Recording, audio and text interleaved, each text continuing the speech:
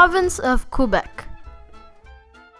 In 1905, the Territory of Quebec was a recognized province of Canada and had been since 1867, the year the country's constitution was sealed with the Confederation.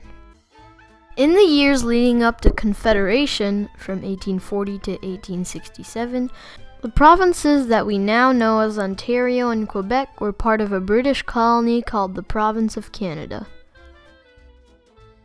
The government of the Province of Canada frequently changed, which made decision-making difficult. Politicians in Canada West, now Ontario, and Canada East, now Quebec, agreed that the creation of a new country called Canada would solve this problem.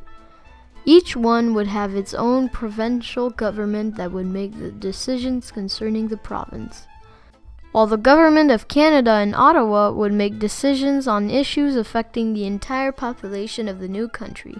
And so, on July 1st, 1867, the Canadian Confederation took place.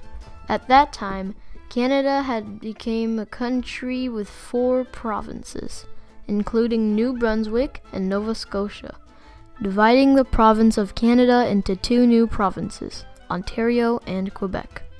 By 1905, Canada had 9 provinces and 2 territories, including the province of Quebec, which occupied the northeast of North America.